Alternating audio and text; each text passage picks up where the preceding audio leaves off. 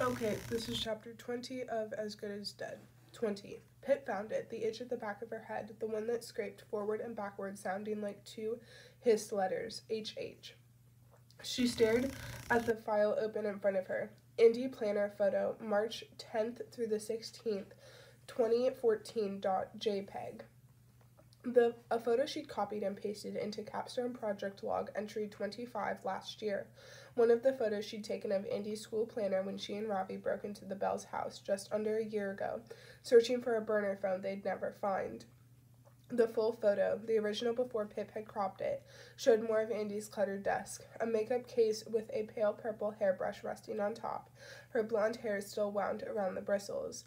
Beside it was a Fairview academic planner for the year 2013 to 2014 open to this mid-March week, a little more than a month before Andy had died. And there it was, HH scribbled in on this Saturday, and in the other photos they'd taken the weeks before and after.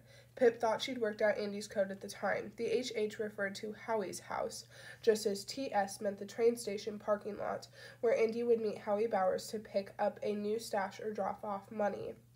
But she'd been wrong. HH had nothing to do with Howie Bowers. HH meant Harriet Hunter. Whether it was a phone call or a meetup, it was hard to say. But it had been Harriet all along, and here was proof.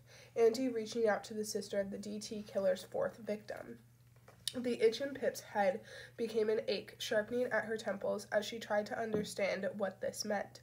The idea thrashed against her as she tried to make it make sense. What did Andy Bell have to do with all this? With DT? There was only one place she might find the answers. Andy's email address, one Pip suspected had been a secret. Andy had lots of those in her short life. Pip finally looked away from the planner page, opening her browser instead. She logged out of her account on Gmail and then clicked sign in again. She typed in Andy's address, a2b3fv96@gmail.com, and then paused, her mouse hovering over the password box. There was no way she'd be able to guess it. She guided the mouse instead to the prompt that said forgotten password. A new screen popped up asking Pip to enter the last password you remember. The cursor blinked in the input box, mocking her. She traced her finger down the trackpad, skipping over the password box to the Try a Different Question button.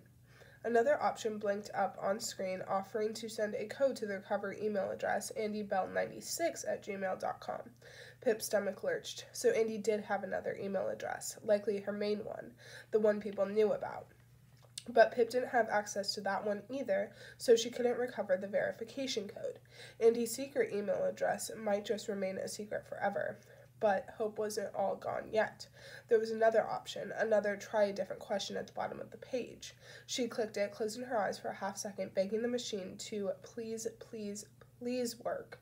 When she reopened them, the page had changed again. Answer the security question you added to your account.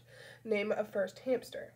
Below it was another input box asking Pip to enter your answer. That was it. There was no other options, no try again buttons on the screen. She had reached the end. Stalemate. And how on earth was she supposed to find out the name of the Bell's first hamster? A hamster that presumably existed pre-social media. She couldn't exactly knock on their door again to ask Jason. He told her to leave them alone for good. Wait a second. Pip's heart kicked against her chest. She grabbed her phone to check the day. It was Wednesday. Tomorrow at 4 p.m., Becca Bell would call her from prison like she did every Thursday. Yes, Becca was the solution. She would know the hamster Andy had been referring to here.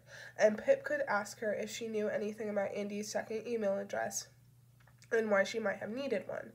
But 4 p.m. tomorrow was 25 hours away. 25 hours felt like an entire lifetime, which it might be. Hers. Pip didn't know how much time was left. Only DT knew that, or the person pretending to be him. A race against the timer she couldn't see. But there was nothing she could do about it except wait. Becca would know. And in the meantime, she could chase the other open leads, send follow-up messages to those ex-Green Scene employees about the security alarm, arrange an interview with the now retired Lieutenant Nolan. He'd replied to her email this morning saying he would be happy to discuss the DT case for her podcast. There were still things Pip could do, moves she could play against him in these next 25 hours. Her hands were shaking now. Oh no, next would come the blood leaking from the lifelines across her palms. Not now, please not now. She needed to calm down, slow down, take a break from being inside her own head. Maybe she should go out for a run, or she glanced at the second drawer down in her desk. Or maybe both. The half pill was bitter on her tongue as she dry swallowed it, tried to chase it down with air. Breathe, just breathe. But now she couldn't breathe because there were only 2.5 pills left in the small clear bag, and she needed more. She needed them, or she wouldn't sleep at all, and if she didn't sleep, then she wouldn't be able to think, and if she couldn't think, then she wouldn't win. She didn't want to. Last time was supposed to be it, she'd promised. But she needed them now to save herself, and then she'd never need them again. That was the deal she made as she picked up the first burner phone in the line and turned it on, the Nokia symbol lighting up the screen. She navigated to her messages to the only number saved in any of these phones. She sent Luke E. in just 3 words, I need more.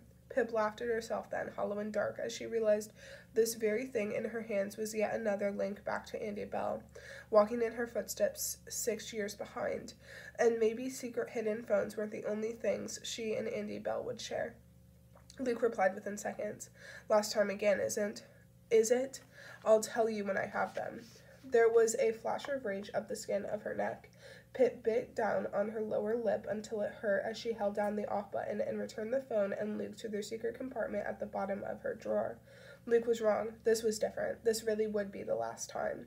The Xanax hadn't kicked in yet, though. Her heart was still humbugging fast in her chest, no matter what bargain she tried to make with it. She could go for a run. She should go for a run. It might help her think, help her work out what Andy's connection to Harriet Hunter and DT was.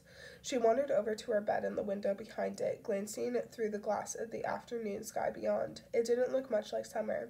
It was a slow churning gray, and there were spots on the driveway from another bout of rain. Never mind, she liked running in the rain. And there were worse things someone could find on their driveway, like 5 headless stick figures coming for her. There'd been no more. Pip checked every time she left the house. But there was something else out there now, a flash of movement pulling at Pip's gaze. A person jogging on the sidewalk past their house, past their driveway. It was only 3 seconds before they were gone and out of sight again.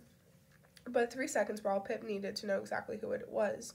Blue water bottle gripped in one hand, blonde hair pushed back from his angular face. One quick glance over his shoulder at her house. He knew. He knew this was where she lived. Pip saw red again, an eruption of violence behind her eyes as her mind showed her all the ways she might kill Max Hastings. None of them was bad enough, but he deserved much worse. She cycled through them all, her thoughts chasing him down the road until a sound brought her back to the room, her phone vibrating against the desk. She stared at it. Fuck. Was it no caller ID? DT? Was this it? The moment she found out who was doing this to her?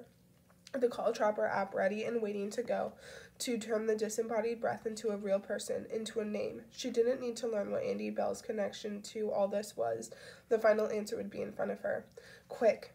She'd hesitated too long already. She darted across the room to pick up the phone. No, it wasn't no caller ID. There was a sequence of numbers scrolling above the incoming call, a cell phone number she didn't recognize. Hello, she said, holding the phone too tight against her ear. Hello, said a deep, crackling voice down the line. Hi, Pip, it's me, Detective Richard Hawkins. Pip's chest loosened around her too fast heart, not DT. Oh, she said, recovering. Detective Hawkins. You were expecting someone else, he said with a sniff. I was. Well, I'm sorry to disturb you. Now a cough, another sniff. It's just that, well, I have some news, and I thought it best to call you right away. I know you'd want to know. News? About the stalker he didn't believe in? Had they made the connection to DT on their end, too? She felt a new lightness then, starting from her gut and working up, bare hands lifting from the carpet. He believed her. He believed her. He believed. It's about Charlie Green, he said, filling the silence. Oh, she sank again. What? Pip began. We've got him, Hawkins said. He was just arrested. He had managed to make it to Canada. Interpol has him now. But we've got him. He'll be extradited back and officially charged tomorrow. She was still sinking. How was she still sinking? There was only so deep she could go until she fell right through the ground into nothing. She stammered, sinking, shrinking, washing her feet so they couldn't disappear down through the carpet. You don't have to worry anymore. We've got him, Hawkins said again, his voice softening. Are you okay? No, she wasn't. She didn't understand what he wanted from her. Did he want her to thank him? No, this wasn't what she wanted. Charlie didn't belong in a cage now.